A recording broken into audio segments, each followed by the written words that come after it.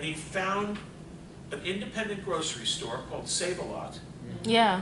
And they took a 20,000 square foot space. Okay. And they came in because I guess the neighborhood that's the market for the neighborhood. It's a discount place and certain types of products and fresh things.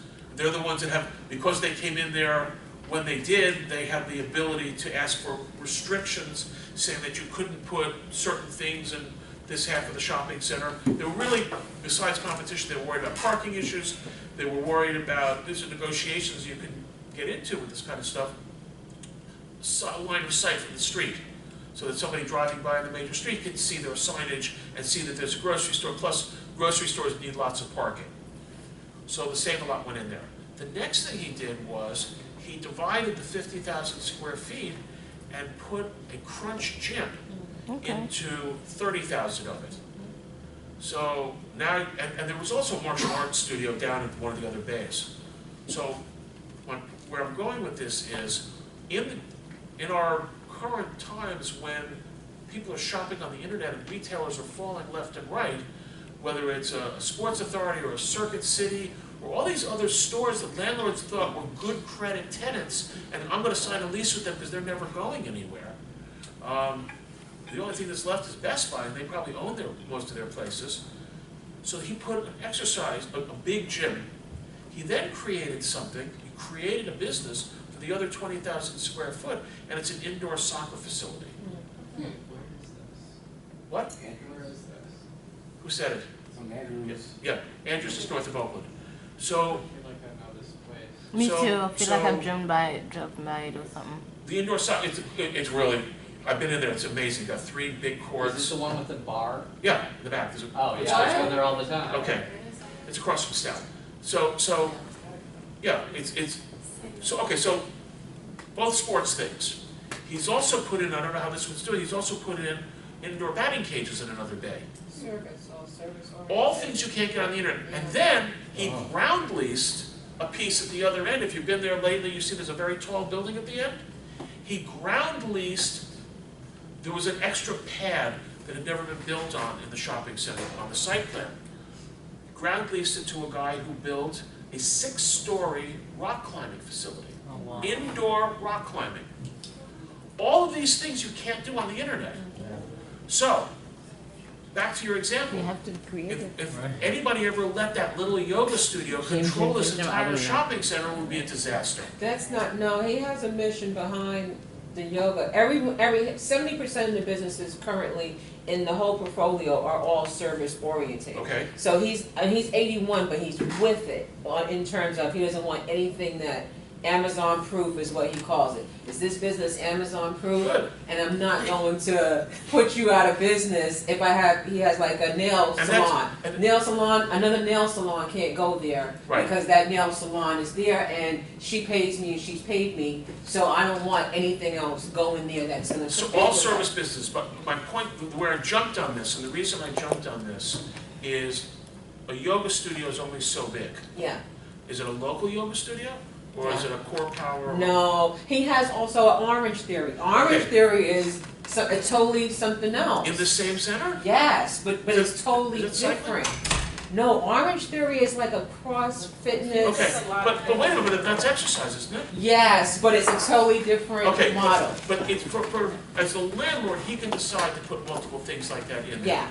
Okay? In terms of negotiating the contract, and this little use provision, I don't have an exclusive there. I'm focusing on this use provision because now we're saying what you can do, but the paragraph that you don't see there is what we're talking about, is what the landlord agrees that the landlord can't do with other places in the center. And this is where it has to stay super narrow to avoid the competition. So, it would be disaster to take a 2,000 square foot yoga center, it's a great use, and say no other exercise facilities. You say no other yoga studio.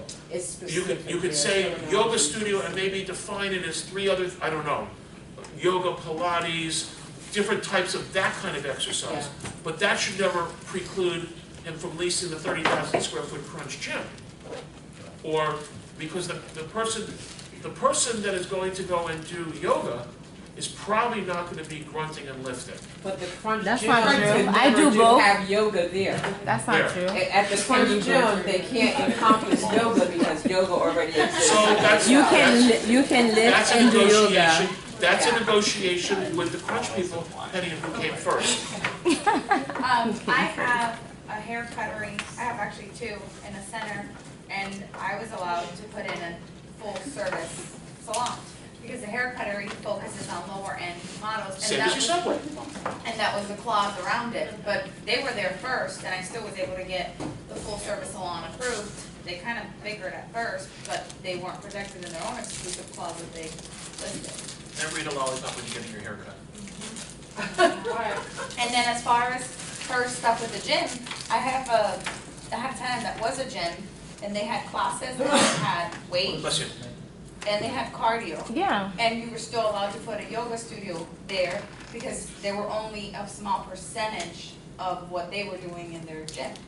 The classes is only a small component The of the small, business. okay, so they didn't have classes all the time, they only had classes during a certain time period. Yeah, Or the usage Usually that's how percentage yoga was very, very Right. high. I'll pitch it. yeah, I definitely. mean, I will definitely pitch it. So you see, we can go on and on and on, there's all kinds of permutations on, we're really talking about something that's not even part of this particular lease, and it's retail exclusives, which is, but it's all the use clause, because, for example, in the Save-A-Lot lease, they have an exhibit, and it's actually in a recorded memorandum of lease, so anybody coming to the shopping center sees, you can't do these things, Publix probably, I'm sure, it's the same thing. You can't do these things, and it's recorded, and we have these rights. And you can't build in the clear zone, and we have these rights. So they're protecting themselves. So, obviously you want to preserve a tenant mix for the purpose of the landlord doing well, and you want all your tenants to do well. The places where you start to get into the arguments now is when you have you still have the clothing store in there. But he had a City Trends in there for a while, I think they're gone, but, so, or any kind of a clothing store. Does the yoga studio sell yoga outfits, Yeah, they do. right? Well, doesn't that compete with the clothing store? Well, there's no clothing store. But think Yeah, about but it. it would, yes, It would. So what you do is you have, because what really happens, I think, is that the yoga studio is really selling the clothing to the people that want to work out and didn't bring their yoga clothing with them. So you have a Hey, provision in there that's that well says that you can't sell more than blank percent of. The clothing store puts a spindly stack in the corner, and they're selling costume jewelry. All of a sudden, they're competing with the dollar store. Or they're competing, probably not with the jewelry store, with the high-end, low-end stuff again, but you never know. So you have to have restrictions on those kind of things, and then it's subleasing and jobbing and things like that that make that little bitty paragraph one of the most troublesome things you can deal with. This is an exclusive. Who's insisting on the restrictions? Is it the landlord who wants to make sure he has a healthy environment for his tenants, or is it the tenants who come in and say, I want to put this 20,000 square foot store, you've got a 10,000 square foot here who's selling this, and I don't want them to sell that because I'm selling that. I mean, Well, no, you can't, so the answer is both. But you can't you can't have the second guy come in and restrict about it's already there. Because you're not gonna get the first guy to agree to it. There's always an exception. You always find it in the exclusive provisions, and I'm sorry, I don't have an exclusive to share with you, but you're always gonna have a situation where there's an exception for pre-existing tenants. Back up. That went off on a tangent.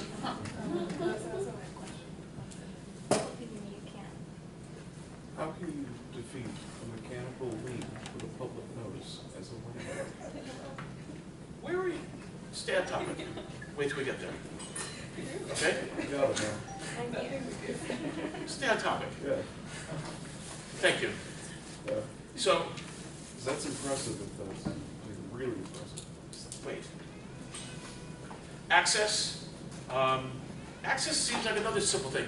Landlord, I own the property. I have the right to come in. Well, when should you have the right to come in? Well,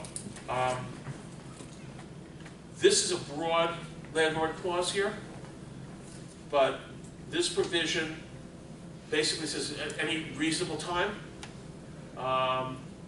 and specifically during the last 180 days to show it to new tenants to make repairs. There's also a little tip of the hat to the tenant here at the end saying the landlord agrees not to unreasonably interfere. This is another clause that's a problem because tenants are going to say, I want notice, I want to be accompanied, and it also is a problem when you have specific types of businesses. And I'm pretty sure I'm not going to get to it today, but I am going to talk to you a little bit about cannabis leases, and tell you some of the quirks and things. I'm definitely going to do that next week because I'm going to continue a little bit on the leases and talk about options and rights of first refusal and things that I can see that I'm not going to be able to get to today, and that's good because we're having good discussions on these things, and this is good business stuff. And the cannabis leases is a whole area, and the access is a problem. Repairs, again, this is the base lease, and this talks about the landlord being responsible for roof and exterior walls, and the tenant having everything else. And it says tenant acknowledges in good condition, and that all fixtures are, and they're going to take care of everything. So this is pretty generic. This gets shifted around depending upon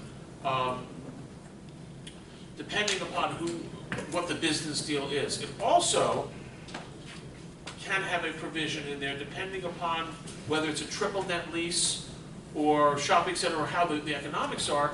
I'll put a provision in here that says that the cost of the repairs made by the landlord may be passed through as part of the common expenses.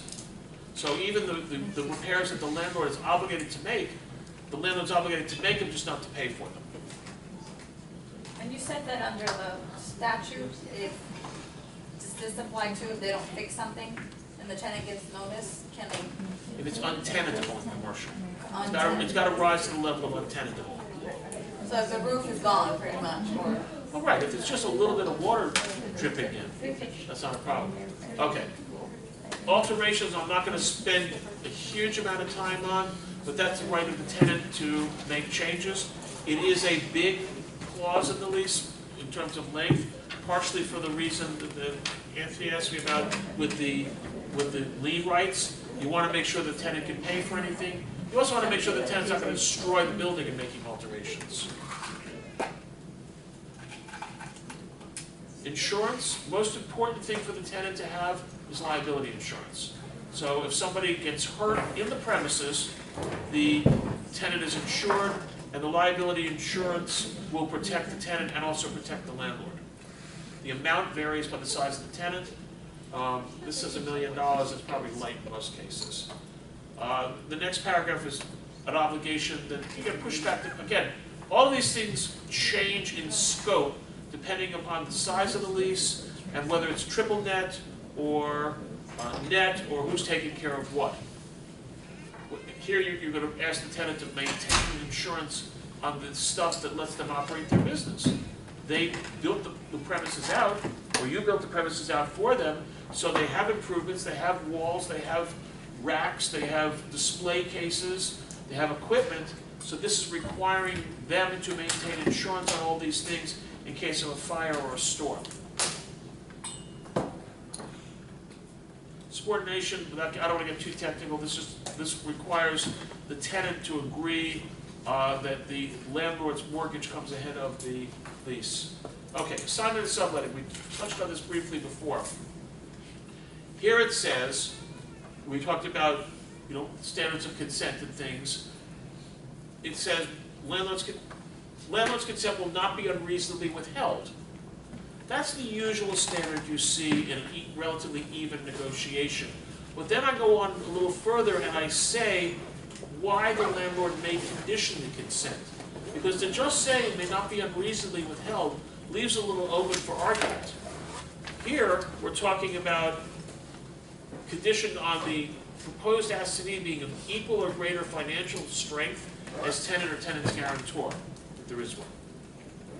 And again, back to this thing I mentioned before, no consent to an assignment or sublease shall release the tenant, unless there's a written instrument to the contrary. The last sentence is kind of important. where the definition of an assignment includes a transfer of the company. So if your LLC is the tenant, and you sell off 75% of the LLC, and all of a sudden there's a new operator occupying the space as the tenant, you haven't assigned the lease, but you've technically transferred the lease because you've transferred the entity that holds the lease. Wait. That shouldn't matter to the owner? It should matter to the owner. The landlord wants to know who's in his space. The landlord wants to know who's got the obligation to pay the rent and to otherwise perform all of these obligations. Remember, this is a contract I'm showing you. So everything in this contract is an agreement between landlord and tenant as to who's obligated to do what. So you want to know that it's a responsible party.